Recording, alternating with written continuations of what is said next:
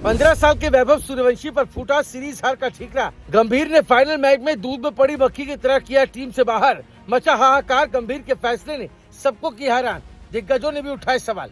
जिस वैभव ने आईपीएल में बनाए 776 रन, उसी धुरंधर को चौथा मौका तक नहीं मिला। संजू सैमसन की हुई वापसी, लेकिन 27 रन बनाकर लौटे पवेलियन। अभिषेक शर्मा फिर से फेल। इंग्लैंड ने बनाई रेल। बटलर और ब्रूक की तबाही से कांपे भारत के दिग्गज गेंदबाज। कर दिया मैदान में जीना मुहाल। उड़ाई ऐसी धज्जियां, हर कोई देखकर सन्न। मचा हड़कंप। 233 रन की रिकॉर्ड साझेदारी से तोड़ा भारत का बड़ा रिकॉर्ड। वो कहते हैं ना कि जब पूरी टीम का इंजन हाफ रहा हो तो सिर्फ एक डिब्बा बदल देने से ट्रेन की रफ्तार नहीं बदलती। लेकिन टीम इंडिया ने इंग्लैंड के खिलाफ आखिरी T20 में कुछ ऐसा फैसला लिया कि सवाल सीधे गौतम गंभीर और टीम मैनेजमेंट की सोच पर खड़े हो गए। क्योंकि जिस वैभव सूर्यवंशी ने आईपीएल में 776 रन बनाकर ऑरेंज कैप जीती और दुनिया को अपने बल्ले की ताकत दिखाई, उसी वैभव को इंग्लैंड के मुश्किल परिस्थितियों में सिर्फ 3 मुकाबलों के बाद बाहर बैठा दिया गया। जिसके बाद अब सवाल उठ रहा है कि जब टीम के कई बड़े बल्लेबाज लगातार जूझ रहे थे, तो आखिर चाबुक सबसे पहले 15 साल के वैभव पर ही क्यों चला? क्या गंभीर फिर से अपनी मनमानी करने लगे? आखिर ड्रेसिंग रूम का माहौल क्यों इतना खराब होता जा रहा है? चलिए आपको अंदर की सारी खबर से रूबरू कराते हैं। दरअसल वैभव ने अपनी शुरुआती 3 इंटरनेशनल मैचों में 14, 13 और 15 रन बनाए। आंकड़े बहुत बड़े नहीं है, ये बात सही है, लेकिन कहानी सिर्फ आंकड़ों की नहीं है। वैभव ने तीनों मैचों में आते ही हमला करने की कोशिश की। वो डरकर नहीं खेले, गेंदबाज का नाम नहीं देखा, बस गेंद देखी और बल्ला चलाया। हाँ, गलती हुई, पारी लंबी नहीं चली, लेकिन क्या 3 मैच किसी 15 साल के खिलाड़ी का फैसला करने के लिए काफी है?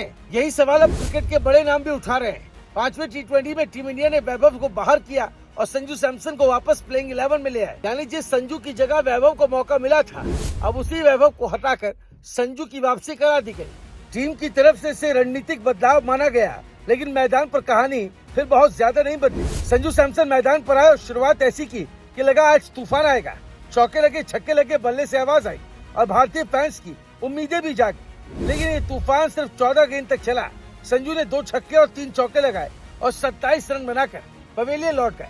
यानी जिस खिलाड़ी के लिए वैभव सूर्यवंशी को बाहर किया गया, वो भी अपनी तेज शुरुआत को बड़ी पारी में नहीं बदल पाया। उधर अभिषेक शर्मा का बल्ला भी फिर जवाब दे गया। 258 रन के विशाल लक्ष्य के सामने अभिषेक सिर्फ 5 गेंद में 3 रन बनाकर जोफ्रा आर्चर का शिकार बन गए। भारत की शुरुआत फिर लड़खड़ा गई। वैभव डगआउट में बैठे रहे और मैदान पर वही परेशानी दिखाई दी जिससे टीम पहले से जूझ रही थी। इंग्लैंड के 257 रन और भारत की शुरुआती बल्लेबाजी का ये हाल मैच में दबाव की तस्वीर साफ कर रहा था, क्योंकि असली तबाही तो इंग्लैंड की पारी में हुई थी। फिल सॉल्ट जल्दी आउट हुए और इंग्लैंड का पहला विकेट सिर्फ 8 रन पर गिर गया। टीम इंडिया को लगा होगा कि आज गेंदबाजों ने दरवाजा खोल दिया है, लेकिन इसके बाद जोश बटलर और हैरी ब्रूक ने उसी दरवाजे से ऐसा तूफान अंदर भेजा कि भारत के गेंदबाज रास्ता खोजते रह गए। आपको बता दें, बटलर ने 51 गेंदों में शतक पूरा किया और आखिर में 64 गेंदों पर 131 रन ठोक दिए। 12 चौके, 8 छक्के और भारतीय गेंदबाजों पर ऐसा हमला कि फील्डर सिर्फ गेंद को बाउंड्री तक जाते देखते रहे। दूसरी तरफ हैरी ब्रूक ने भी हमला नहीं रोका और 95 रन बनाकर नाबाद रहे। दोनों के बीच दूसरे विकेट के लिए 233 रन की साझेदारी हुई। ये कोई साधारण साझेदारी नहीं थी। बटलर और ब्रूक ने फुल मेंबर देशों के बीच T20 इंटरनेशनल में किसी भी विकेट की सबसे बड़ी साझेदारी का नया रिकॉर्ड बनाया और तिलक वर्मा, संजू सैमसन 210 रन की साझेदारी का भारतीय रिकॉर्ड पीछे छोड़ दिया। अब सवाल गौतम गंभीर और टीम मैनेजमेंट से है।